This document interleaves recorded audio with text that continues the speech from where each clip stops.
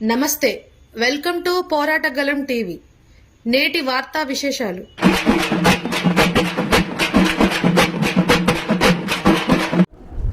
మహాసభలు నిర్వహించుకుంటున్నటువంటి సంవత్సరం ఇది. జాతీయ మహాసభలు పంజాబ్ రాష్ట్రం చండీగఢ్లో సెప్టెంబర్ 21 నుంచి 25 తారీఖు వరకు జరుగుతూ ఉన్నాయి. ఆ మహాసభలలో నేడున్నటువంటి దేశ రాజకీయ పరిస్థితులపైన చర్చించుకోవడం జరుగుతుంది. ఆ చర్చల సందర్భంగానే పార్టీ నిర్మాణ భవిష్యత్తు కార్యక్రమాన్ని, భవిష్యత్తు ఉద్యమ పోరాటాన్ని కూడా రూపొందించుకోవడం జరుగుతుంది. అట్లాగే మన రాష్ట్ర మహాసభలు మెడ్చల్ జిల్లాలోని ఆగస్టు 19 నుంచి 21 తారీఖు వరకు జరుగుతూ ఉన్నాయి. మన జిల్లా మహాసభలు రేపు జూన్ 21, 22 తేదీలలో మంచిర్యాల పట్టణంలో నిర్వహించుకోవడం జరుగుతూ ఉన్నది.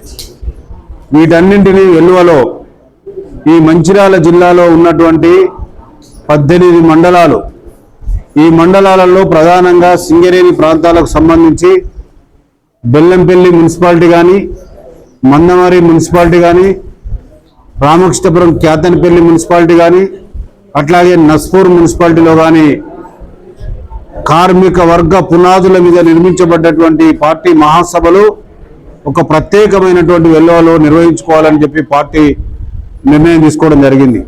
ఆ వెల్లువలోనే ఇవాళ బెల్లంపల్లి పట్టణ మహాసభ జరుగుతూ ఉన్నది.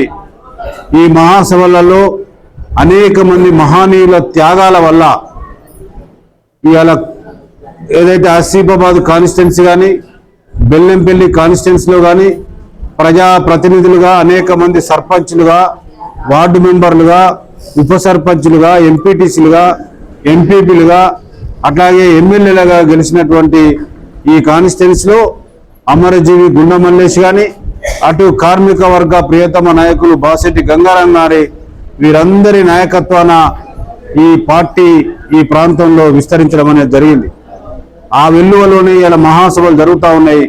ఈ మహాసభల సందర్భంగా ఒక నూతన నాయకత్వాన్ని ఎన్నుకొని ఈ బెల్లంపల్లి పట్టణంలో ఉన్నటువంటి ప్రజా సమస్యల పరిష్కారానికి ఈ మహాసభ దోహదపడాలని చెప్పి ఈ సందర్భంగా విజ్ఞప్తి చేస్తూ ఉన్నాం. అట్లాగే 18-16 నెలల క్రితం జరిగినటువంటి ఎన్నికలలో కమ్యూనిస్టు పార్టీ, కాంగ్రెస్ పార్టీ స్నేహపూర్వకమైనటువంటి సంబంధాలతోని అటు శాసనసభ ఎన్నికలలో పోవడం జరిగింది.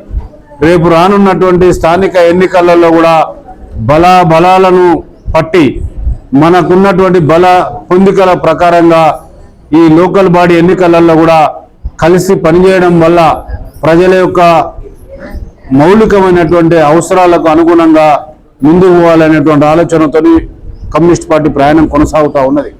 ఏదైనా ఈ ప్రాంతంలో ఈ మహాసభల సందర్భంగా ప్రతి అంశం పైన చర్చించుకొని ఉద్యమ కార్యాచరణ కూడా రూపొందించుకుంటామని చెప్పి సందర్భంగా విజ్ఞప్తి చేస్తాం.